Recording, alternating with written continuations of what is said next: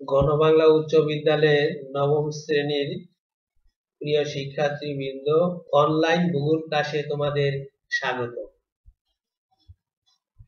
শিক্ষক পরিচিতি: মোহাম্মদ মহসিন মিয়া, সিনিয়র শিক্ষক, গণবাংলা উচ্চ বিদ্যালয়, আত্মাপুর, রূপগঞ্জ, নারায়ণগঞ্জ। শ্রেণী নবম, বিষয় ভূগোল ও পরিবেশ, অধ্যায় পঞ্চম, বায়ুমণ্ডল।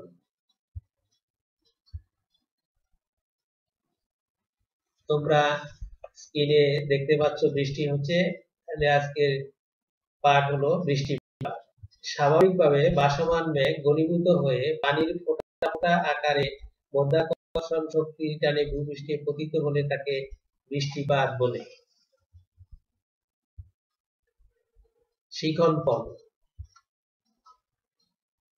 বৃষ্টিপাত কি বলতে পারবে, বৃষ্টিপাতের কারণ নির্ণয় করতে পারবে, বৃষ্টিপাতের শ্রেণীবিভাগ উল্লেখ করতে পারবে। বৃষ্টিপাতের কারণ: 1 নম্বর হলো বাতাসে জলীয় বাষ্পের উপস্থিতি, 2 নম্বর হলো ঊর্ধ্বগমন এবং 3 নম্বর হলো বায়ুমণ্ডলের উষ্ণতা হ্রাস পাওয়া।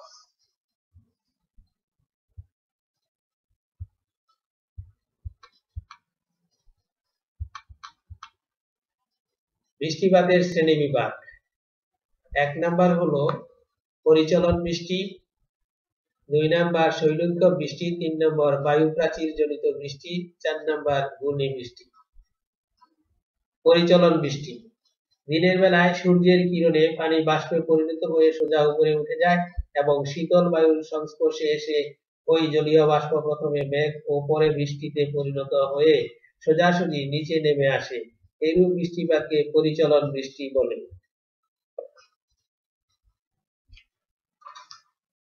শৈলুৎক্ষেপ বৃষ্টি: জলীয় বাষ্প পূর্ণ বায়ু স্থলভাগের উপর দিয়ে প্রবাহিত হওয়ার সময় যদি গমন পথে কোনো উঁচু পর্বতশ্রেণী বাধা পায়, তাহলে ওই বায়ু উপরের দিকে উঠে যায়। তখন জলীয় বাষ্প পূর্ণ বায়ু ক্রমশ প্রসারিত হয় এবং পর্বতের উঁচু অংশে শীতল ও ঘনীভূত হয়ে পর্বতে প্রতিবাত ঢালে বৃষ্টিপাত ঘটায়। এরূপ বৃষ্টিপাতকে শৈলুৎক্ষেপ বৃষ্টি বলে। বায়ু প্রাচীরজনিত বৃষ্টি: শীতল ও উষ্ণ বায়ু মুখোমুখি উপস্থিত হলে উষ্ণ বায়ু এবং শীতল বায়ু একে অপরের সঙ্গে মিশে না গিয়ে তাদের মধ্যবর্তী এলাকায় অদৃশ্য বায়ু প্রাচীরের সৃষ্টি করে।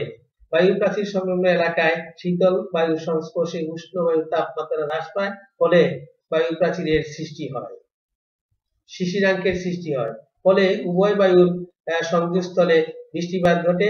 একে বায়ু প্রাচীর জনিত বৃষ্টি বলে।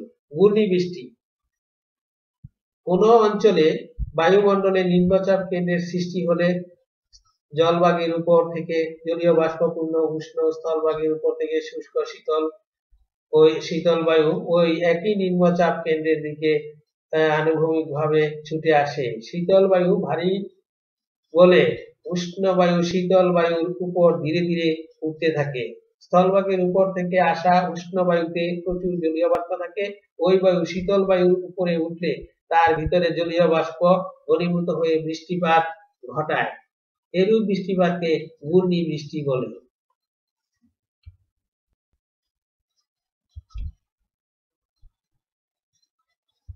মূল্যায়ন: বাতাসে জলীয় বাষ্পের উপস্থিতি কি কারণে হয়েছে? ঊর্ধ্বগমন বলতে কি বুঝো? ঘূর্ণি বৃষ্টি কেন হয়? বাড়ির কাজ: বাংলাদেশে কি কি ধরনের বৃষ্টিপাত হয় এবং কেন হয় তা ব্যাখ্যা করো। ধন্যবাদ জানিয়ে অনলাইন ক্লাস এখানেই শেষ করছি।